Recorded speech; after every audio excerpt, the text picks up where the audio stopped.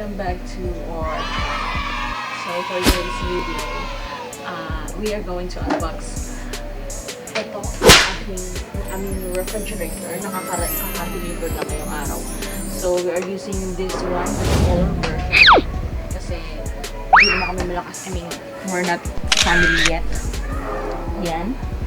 So, binenta namin to at kukunin siya mamaya. So, yan. Ito.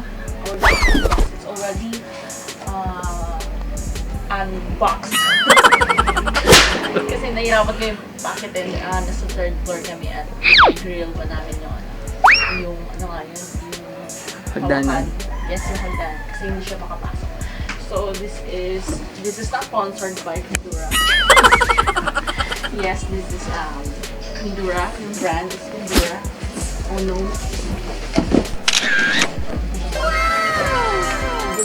Is in a black color. Yeah, as you can see, it's black. So yeah, ito yan. So the actual price of this Condura is 25,555 plus 600 na delivery fee. So pinili ito ni Carlito sa SM and San Mateo. SM San Mateo, pinili ito sa Balasan Hills. So let's check it out. So it's 538 yung energy efficient factor niya. Ito yung basahin niya natin, guys. Then, tapos yung height nito I'm 5'4", so hindi nakalagay kasi yung ano niya. Yung, saan ba nakalagay yung ano niya, taas niya? Yeah, so let's open. It's super new, wala pa siyang laman. Naka-deliver lang. So this is touchscreen. You can actually set your, like a normal ref, ito yung ano nila. So it's a touchscreen ilaw. So meron kang ilang divider. One, so you can adjust this to this one. And then ito yung, tanggalin na natin.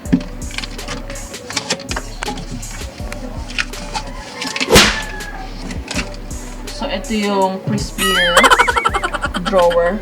Like, kung meron kang sobrang tigas na hotdog or fish sa freezer mo, dito mo siya pwedeng ilagay.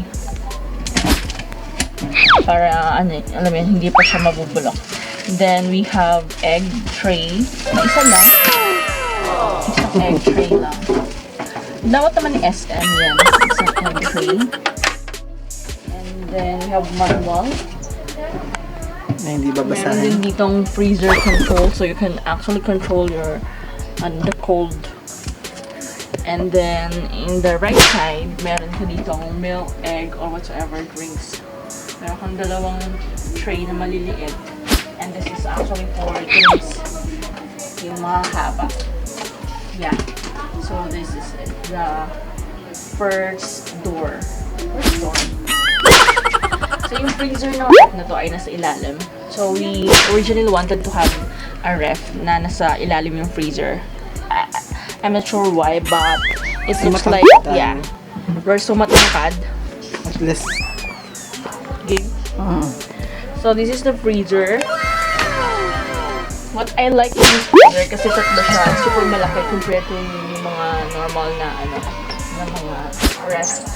So, I really wanted to have a double door ref, yung malalaki, but hindi talaga siya kasya sa place natin for now. So, that's why si Card mabili nito. So, fish, meat, and this is the ice maker.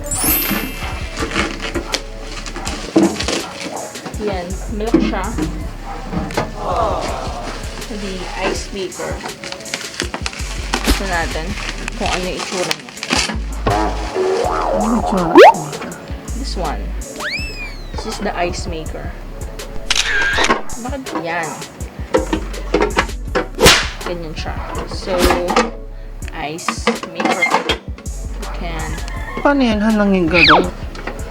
Binabalik lang. Yes. Paano yung tubig? Ito, dito. So, you fill it with the water here. And then, you will whatsoever. Anong tawag dito? You will squeeze it like this. Bahala Down. ko saan. Siguro na yung mga choices This mo. one. And then you will have your ice here. You will scoop it. Scoop it. Spoon? Walang scoop. Scooper. Scooper. You fill it with the water. This is one of a kind. What the good thing about this ref is hindi na siya, wala siya yung lagayan ng, I mean yung sa ordinary ref, diba, nagkakaroon ng tubig. Ito kasi, ito nakalagay dito, it's no frost, yun ba yun? It's no frost cooling technology. So, wala ka nang hatakin na tubig. Wala ka nang hatakin na tubig para i-drain. Tomorrow. Oh my God! So, ito guys, ito yung ref namin. So, ito, I thought it was touchscreen, pero hindi pala siya touchscreen. So, kailangan mo siyang pindutin dito so you can move the, yung level. So, 8 yung pinakamalamig. Currently, we are using number 6. Tumo muna kasi binubuksan natin. Yes. 2 na lang muna kasi we're opening the, arte. Yan, so we start a lot of, what I call this? Food, drinks. Yan. In-adjust namin to. So, pwede, ma-adjust nyo siya dito, here, and then meron kayong 4 na layer. Then, yeah, malamig naman siya. Kagabi pa siya namin binuksan. So, it's all malamig. Dito, you have enough space. Ito yung crispy gear drawer. Hindi na siya yung drinks namin. Hindi na namin nilagay. So, you can store vegetables or after yung galing sa freezer yung mga items nyo.